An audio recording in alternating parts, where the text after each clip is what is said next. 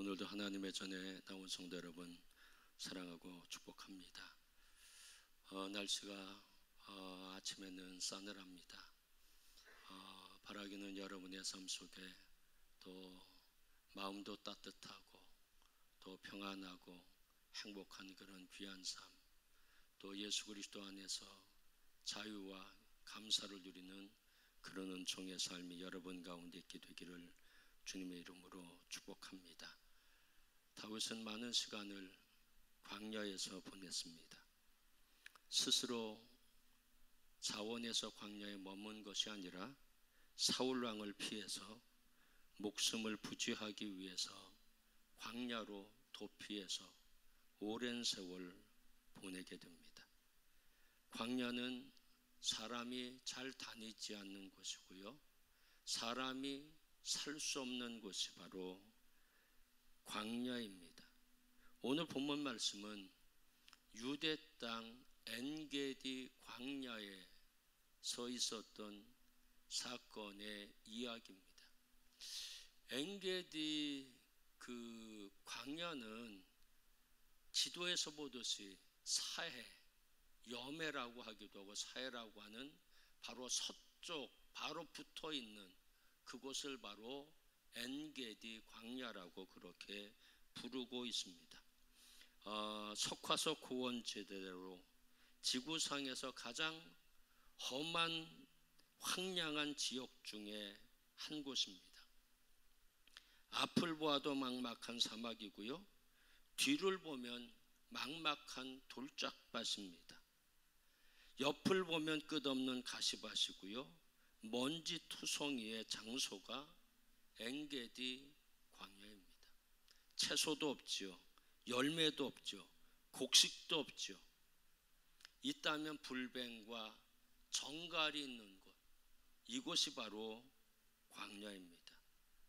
이런 광야에 사람이 던져지면 더 성장하기도 하고 아니면 퇴보하기도 합니다.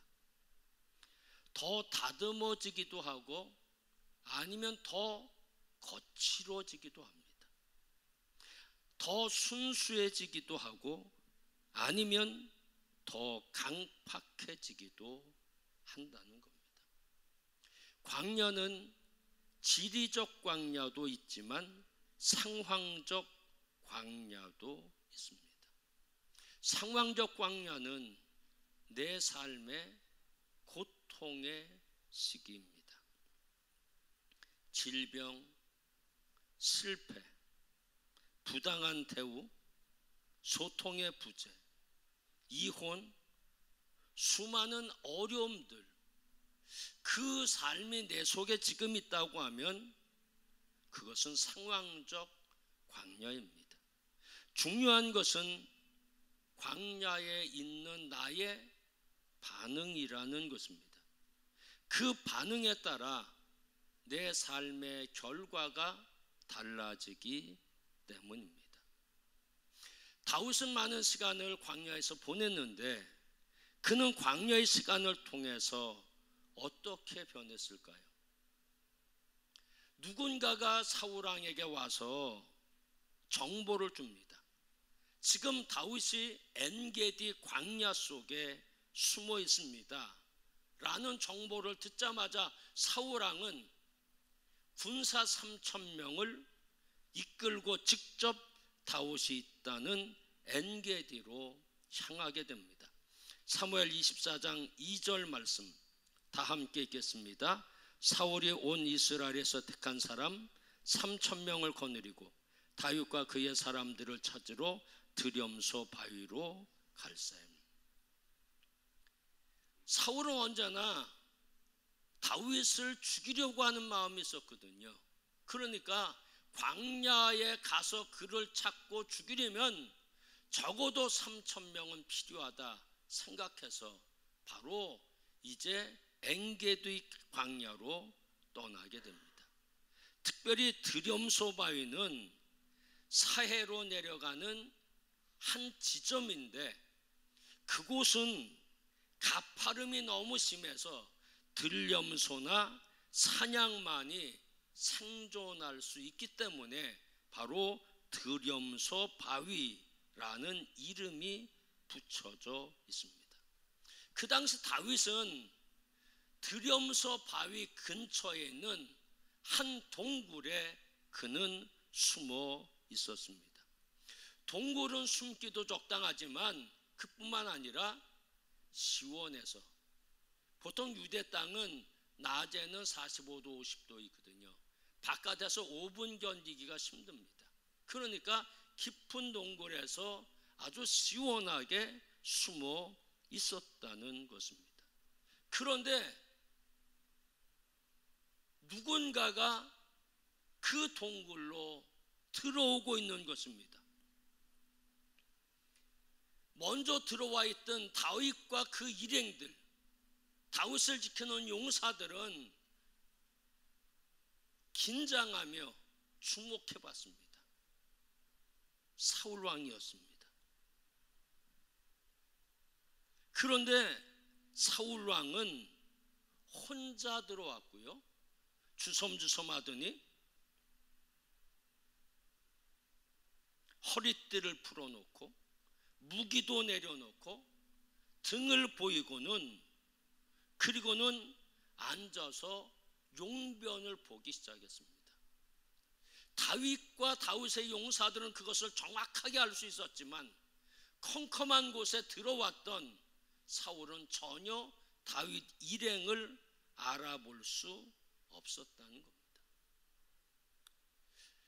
사울 왕과 다윗은 원수지간이거든요, 사실은요. 왜? 사울 왕이 다윗을 늘 죽이려고 했잖아요. 근데 지금 사울 왕은 동굴에 혼자서 용변을 보기 위해 왔는데 아무것도 없는 무방비 상태였다는 겁니다. 그러면 사울 왕은 죽은 목숨이나 다름이 없었습니다. 단칼에 그를 목을 칠 수 있었다는 겁니다. 특별히 다윗과 함께 했던 용사들은 이것은 하나님이 주신 기회입니다.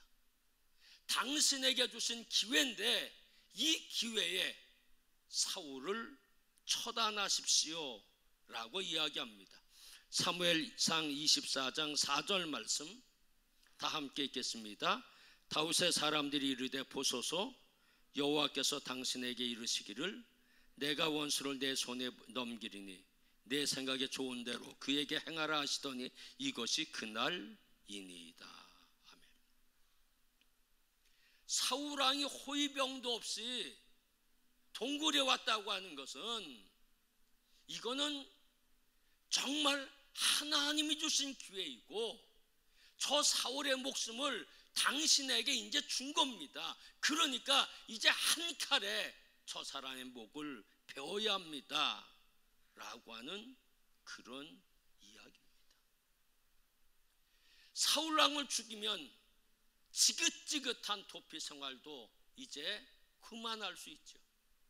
편안하게 살 수 있고요. 더 이상 도망 다니지도 않을 수도 있고요. 그리고 집으로, 도시로 돌아갈 수 있다는 겁니다. 다윗은 삶의 기로에 서 있었습니다. 어떻게 할 것인지, 사울 왕을 죽여야 할 것인지, 단칼에 목을 베서 죽여야 할 것인지, 아니면 그냥 살려두어야 할 것인지 선택해야 했다는 것입니다. 다윗은 어떻게 선택했을까요? 사무엘상 24장 6절 7절 말씀 다 함께 읽겠습니다. 내가 손을 들어 여호와의 기름 부음을 받은 내 주를 치는 것은 여호와께서 금하시는 것이니 다윗이 이 말로 자기 사람들을 금하여 사울을 해하지 못하게 하니라. 아멘. 다윗은 결정합니다. 사울을 넉넉히 죽일 수 있거든요. 창으로, 칼로 그를 죽일 수 있습니다. 화살을 쏴서 죽일 수도 있습니다. 그런데 다윗은 사울 왕을 죽이지도 않고 그 자신의 부하들이 사울을 죽이지 못하도록 적극적으로 차단하게 됐다는 겁니다. 왜 그랬을까요? 자신의 원수인데, 그만 죽이면 이제 자유함을 누리는데, 아니면 왕까지도 될 수 있는데, 왜 다윗은 이 기회를 붙잡지 않고 사울 왕을 그대로 죽이지 않았을까요? 다윗은요, 광야의 시간을 지나면서 하나님을 신뢰하는 법을 배웠다는 겁니다. 자신의 칼을 의지하지 않고, 자신의 생각을 의지하지 않고, 자신의 창을 의지하지 않고, 자신의 부하들을 의지하지 않고, 하나님을 신뢰하고 하나님을 의지하는 법을 배웠다는 것입니다. 하루도 광야에서는 하나님의 도우심 없이는 살 수 없는 것, 다윗은 몸서리게 배웠다는 겁니다. 광야에 무엇이 있어요? 먹을 것이 있습니까? 아무것도 없거든요. 하나님의 도움으로 다윗은 지금까지 살아왔기 때문에 자신은 칼을 의지하고 삶을 사는 사람이 아니라, 창을 의지하며 삶을 사는 사람이 아니라 하나님을 의지하며, 하나님이 하십시오, 내가 칼을 쓰지 않겠습니다, 하나님의 뜻에 맡기겠습니다. 다윗은 광야의 시간을 지내면서 하나님을 신뢰하는 법을 배웠다는 겁니다. 신명기 8장 2절과 3절 말씀 다 함께 읽겠습니다. 내 하나님 여호와께서 이 40년 동안에 내게 광야의 길을 걷게 하신 것을 기억하라. 너도 알지 못하며 내 조상들도 알지 못하던 만나를 내게 먹이신 것은 사람이 떡으로만 사는 것이 아니요 여호와 입에서 나온 모든 말씀으로 사는 줄을 내게 알게 하려 하심이라. 아멘. 모세가 백성들에게 주신 말씀들이거든요. 이스라엘 백성들은 애굽에서 출애굽을 했고요, 그리고 광야에서 한 40년 가까이 살게 됩니다. 그런데 그 광야는요, 음식이 있지 않습니다. 그 광야에 씨를 심어서 거둘 수 있는 것도 결코 아닙니다. 그렇다고 누가 음식을 갖다 주는 것도 아니라는 겁니다. 근데 이스라엘 백성들은 광야 삶을 살면서 한 끼도 굶은 적이 결코 없다는 겁니다. 여러분, 150만 명이 하루에 먹는다고 생각해 보세요. 얼마나 많은 양식이 들까? 물은 얼마나 많이 들까요?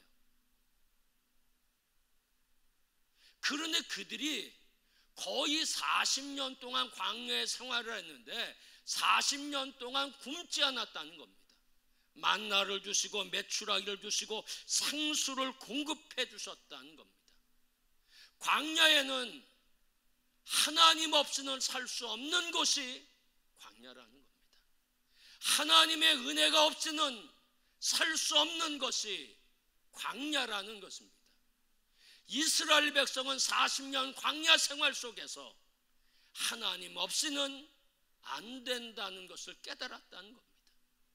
하나님의 도움 없이는 살 수 없다고 하는 것을 알았다는 겁니다.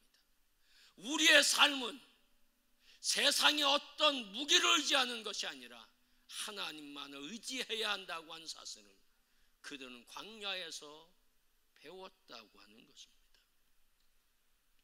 다윗도 마찬가지입니다. 하루도 견딜 수 없는 광야거든요. 다윗은 오랜 세월 동안 광야에서 지내면서 그의 인생에서 가장 귀한 시간을 그는 보내게 됐습니다. 하나님 만나는 시간이었고요, 하나님 앞에 기도하는 시간이 많았었고요, 하나님을 신뢰하는 시간이 광야의 시간이었다는 겁니다. 다윗이 쓴 시편 중에 시편 16편이 있습니다. 특별히 시편 16편은 다윗이 도피 생활하면서 쓴 시가 시편 16편입니다. 시편 16편은 이렇게 시작합니다. 시편 16편 1절 말씀 다 함께 읽겠습니다. 하나님이여 나를 지켜주소서. 내가 죽게 피하나이다. 아멘. 시편 16편은 11절로 구성되어 있습니다. 1절에서 11절까지 있어요. 그런데 하나님의 이름 몇 번이나 부르나? 11절 나오는데 12번이나 하나님의 이름을 부르고 있다는 겁니다. 그러니까 다윗은 입술에서 언제나 하나님 그분을 부르며 삶을 살았다는 겁니다. 광야는 거친 곳입니다. 사람이 살 수 없는 곳입니다. 사람이 견딜 수 없는 고통의 땅, 사망의 땅이 바로 광야라는 겁니다. 그는 광야에서 하나님의 이름을 부르며 하나님을 신뢰하며 그는 삶을 살았거든요. 다윗은 광야의 시간에서 하나님을 신뢰하는 법을 배웠고요. 하나님 없이는 하루도 살 수 없다고 하는 내 삶의 인도자는 하나님이시기 때문에 광야에서도 하나님이 나를 도우실 것이라고 하는 믿음이 언제나 다윗 가운데 있었다는 겁니다. 그래서 다윗은 칼을 의지하지 않고 하나님을 의지했다는 겁니다. 그는 창을 의지하지 않고 하나님을 의지하고 하나님께 맡겼다는 겁니다. 사울왕 죽일 수 있어요. 그리고 그가 왕이 될 수도 있어요. 그러나 사울은요 그렇게 하지 않았습니다. 하나님이 하나님의 때 하나님께서 하실 거다. 다윗은 자신의 칼을 사용하지 않았습니다. 왜 분노가 없었겠어요? 왜 원망이 없었겠어요? 사울 왕에 대한 분노와 원망이 엄청나게 많았을 것입니다. 폭발적이었을 거예요. 그 사람 아니면 내가 이렇게 광야에서 고통의 세월 보낼 수 있겠어요? 그러나 그는 광야의 시간을 지내면서 미움과 원망과 그 모든 것들을 성령의 불로 태웠다는 겁니다. 광야의 시간을 보내면서 모난 것이 다듬어졌고 자신을 낮추는 그런 삶의 모습으로 바뀌었다는 겁니다. 그는 광야의 시간을 보내면서 돌멩이 하나 합차는 것까지라도 귀함을 배웠고요. 특별히 생명이 얼마나 소중한지 배웠습니다. 상대방의 장점을 보는 눈을 그는 배웠고요. 신성함을 찾아내는 눈을 갖게 되었다는 겁니다. 사무엘상 24장 8절 말씀 다 함께 읽겠습니다. 사울의 뒤에서 외쳐 이르되 내 주 왕이요 하매 사울이 돌아보는지라 다윗이 땅에 엎드려 절하고. 지금 그 동굴에 있었고 용변을 보고 이제 나가는 사람 누굽니까? 원수잖아요. 근데 다윗은 원수를 못 봤다는 겁니다. 다만 왕은 봤어요. 다윗은 적을 보지 못했다는 겁니다. 내가 꿇어 엎드려야 할 임금은 보았다는 겁니다. 비록 결함은 갖고 있지만 하나님의 택하심을 입은 장엄한 왕을 보았다는 겁니다. 그래서 그는 땅에 엎드려 사울 왕에게 절하고 있지 않습니까? 이게 가능한가요? 광야의 시간을 통과해서 하나님 만난 사람은 가능하다는 겁니다. 원수가 보이지 않습니다. 적이 보이지 않습니다. 원망, 불평이 다 사라져집니다. 왜? 광야의 시간을 통과하고 하나님 만난 사람에게는 이 안에 하나님이 계시거든요. 그러면 적이 안 보이는 거예요. 상대방의 단점이 안 보이는 겁니다. 결함이 없는 사람이 어디 있겠어요? 단점이 없는 사람이 어디 있겠어요? 그러나 다 좋은 점만 보이는 거예요. 돌멩이 하나라도 귀하게 보이고요, 자신에게 욕하는 사람이라고 할지라도 귀한 존재로 보였다는 겁니다. 사울 왕은 다윗을 지금 죽이기 위해서 3,000명의 군사를 이끌고 온 사람 아닙니까? 그런데 그는 광야의 시간을 통과하면서 적을 보지 못했어요. 원수를 보지 못했어요. 오히려 하나님의 형상을 입은 왕을 보았다고 하는 사실입니다.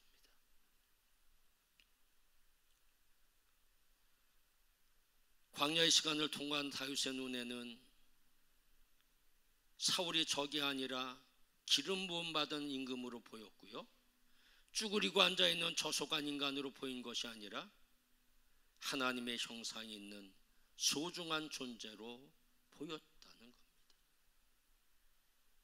더 순수해졌죠.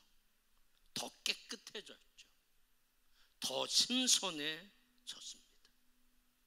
생각의 깊이가 생겼고요, 신앙의 폭이 넓어졌고요, 하나님의 마음이 무엇인지 알게 됐고요, 하나님의 마음을 품고 삶을 살게 됐다는 겁니다. 복잡하고 이중적인 모습을 버리고 그냥 단순하게 된 겁니다. 생명의 고귀함을 깨닫고 그 어떤 사람도 함부로 대하지 않았다는 겁니다. 다윗에게 있어서 광야의 시간은 낭비하는 시간이 아니었죠. 흘러가는 시간도 아니었습니다.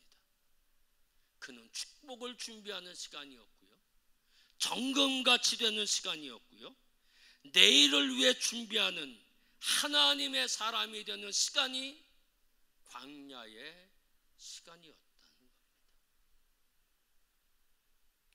제가 설교 서두에 지리적 광야도 있지만 상황적 광야도 있다고 말씀드렸습니다.